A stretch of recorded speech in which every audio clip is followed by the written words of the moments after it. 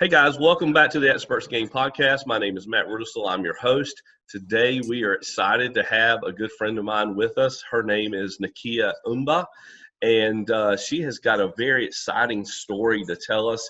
Nekia is the owner of Elegant Woman LLC, and they are mainly into strategy and helping with mentorship and empowerment of for women. They focus on instilling hope and restoring esteem, especially after maybe hardships that they have encountered. So I understand also that Nekia is doing some additional things with her business, so she's going to tell us all about it today. So welcome to the broadcast, Nekia. Thank you. Thank you. I am glad you're here. Let me just start out with a basic question. Why don't you tell us all about yourself? I'm just a girl from Chapman, North Carolina. Very introverted and love to be by myself.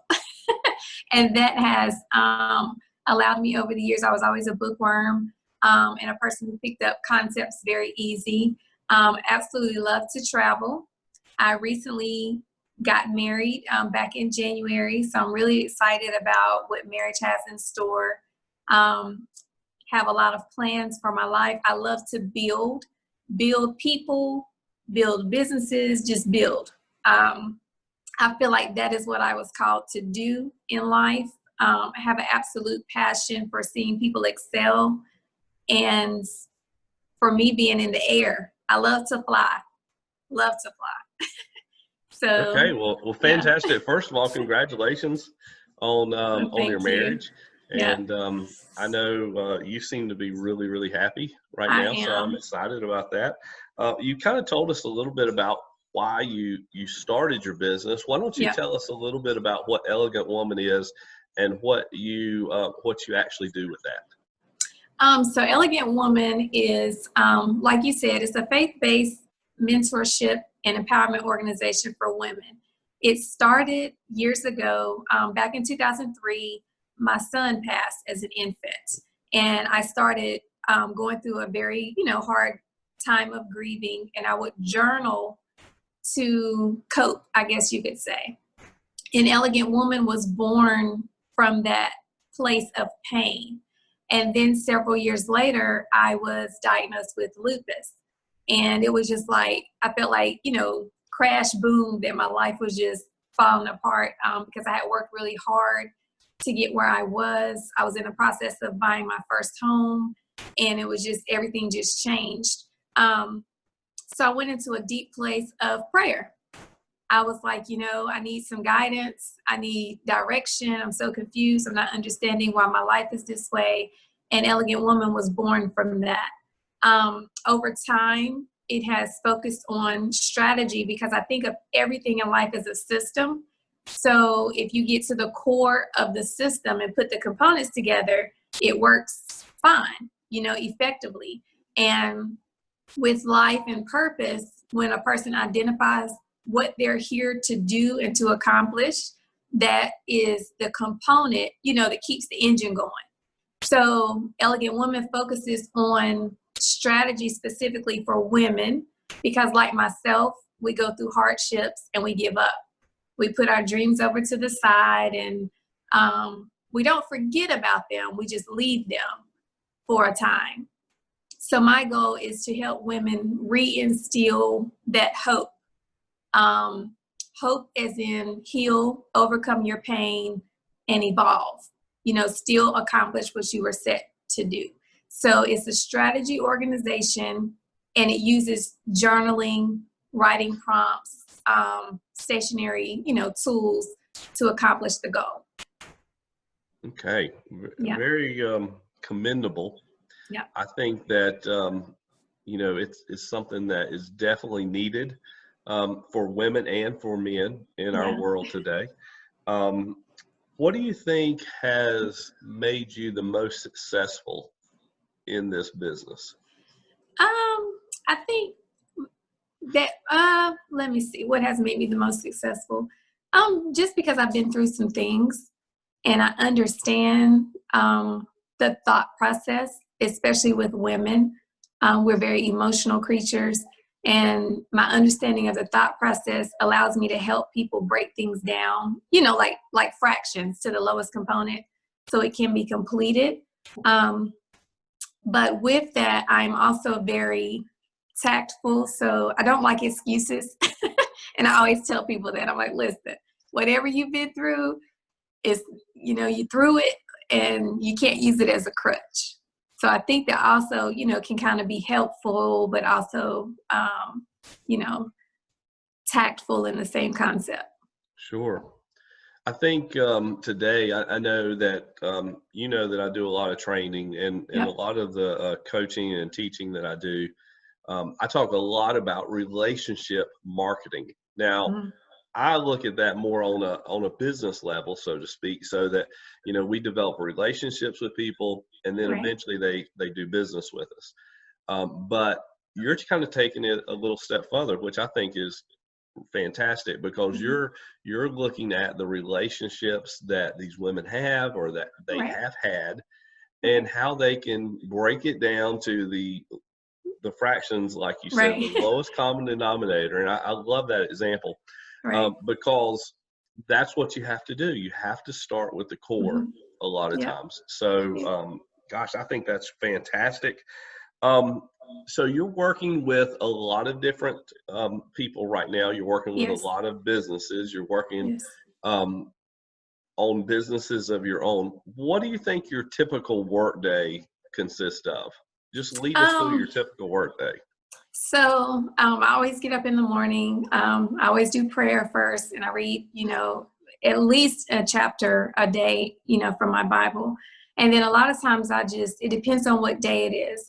Monday specifically, I try to have that day as self-preservation, my day to just kind of decompress. A lot of people decompress at the end of the week, but because I know I take on so much, I do mine at the beginning, so that I have a clear mind when I'm approaching clients. Tuesday through Friday or Saturday, I usually start with, of course, checking my emails.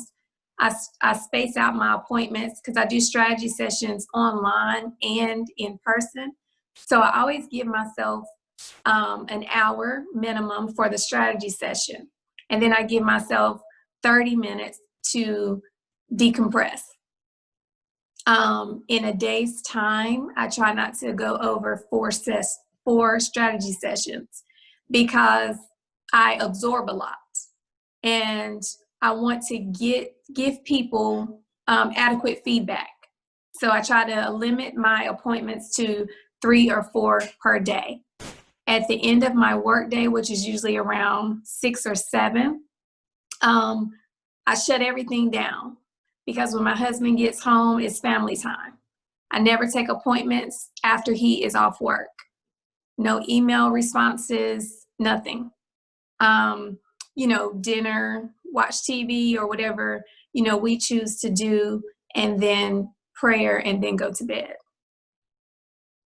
Wow, I need to Yeah. take some lessons from Yeah. that, because I'm sitting here thinking about my work week, and the decompression is Yeah. very important. Yes. And I like the fact that you do it at the beginning of the week. Sometimes I try to do that, but I have found that if I have 4 classes in a day, or maybe let's say 3 classes in a day, and maybe a few strategy sessions Right. or interviews, then I'm exhausted. I am wiped Yeah. out by the Yeah. time 7 o'clock rolls around. Yeah. And then, I also do real estate too. So Yeah. I might throw in a house showing here and there, and I'm really just wiped out. Yeah. So that decompression is very, very important. Mm-hmm. I like the fact that you're able to disconnect completely at a certain Yeah. time, and that you have certain days for certain things as well. Right. So I find that very interesting, Yeah. and it seems like it works. I mean, it seems like it does really well for you guys. It's a trained discipline, because I think when I first started my business 8 years ago, I was all over the place. and, just restless and everything else. And I quickly learned I wasn't effective that way. So for me to be effective, I had to be on some kind of schedule. And granted, when I travel and things, of course, you can't always end at a certain time, but I do stay consistent with shutting my day down on my terms, because I have to protect my own mental health and keep myself from being strenuous, because I want to enjoy what I do and I want to give 100%. And I can't do that, exhausted.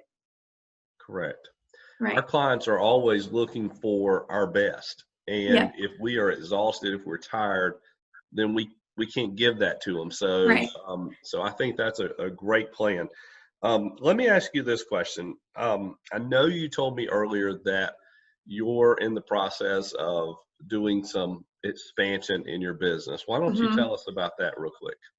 So I've always been, a person who loved to write. I mean, that's kind of been, like I said, my outlet, because I was the only child and I was an introvert. So when you have a lot on your brain, you don't have siblings, you just write it down. And I've always enjoyed writing. It was a place of freedom for me. And so with a lot of the workshops or seminars that I've done with Elegant Woman, I noticed that people, just have so much in their head. It's like, how do I get it out? How do I get it out? And I'm just like, just write it, just take regular paper and write it. And I figured if I made something as a, blueprint, not necessarily a step-by-step journal, but just a notebook with the introduction that says, hey, this is what writing did for me, and I hope it does the same with you. It'll encourage people to just start, because once you start writing, it gives you a sense of freedom. It unveils things, it releases things, it just helps you heal. So I've started designing journals, just myself, because I've always had an eye for design. So I just been designing journals, various titles, various colors, and plan to start releasing those in June next month. Okay, well, fantastic. I know that some of the people that are watching this today, we may still be in the stay-at-home orders. We may not be. We may be out of those. But we've been going through COVID-19 and some of the stressors that are related to that. How has that affected your business? Has it been where it slowed it down a little bit, or have you been able to reach out to a lot more people through online work? It has actually increased business, because with the COVID and everyone being at home, people realize they want more, and they just don't really know how, to get the more, or how to get to that place. So I've had more people reach out to me and say, hey, I need a strategy session. I have 100 ideas in my head. I don't know where to start. I don't know what to do. Or, these ideas don't go hand in hand. But for me, as you're talking, it fits to me like a puzzle. It may seem like it's 30 ideas to you, but to me, it's just one. It's one idea with different components. You have to start here, build there, and then go here. And so business has increased to the point where I was like, I need, another assistant. I do have one assistant, but I was like, I may need another. But then I had to also just celebrate it and be excited about it instead of, stressing. Yeah. Yeah. One thing you said earlier is, you can't really change the past. Right. You can learn from it, and you can learn things that will make the future a little bit better. Right. But if it's the past, it's gone. You've got to move on from that. And I think that's very important.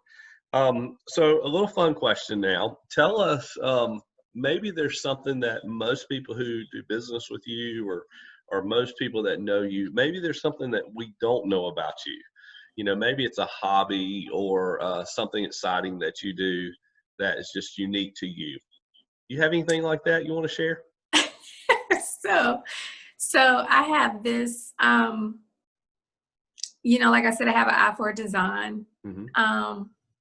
my passion is architecture, so I'm able to design and build things. And I have recently become addicted to Michael's, Dollar Tree, and just anywhere I can get anything to make things for the house. Okay. So my husband is in the Army, and he's actually been away since February. And I laugh because when he comes home, he's probably going to be like, what is all of this stuff? How much money did you spend on this stuff? But in all reality, I made it.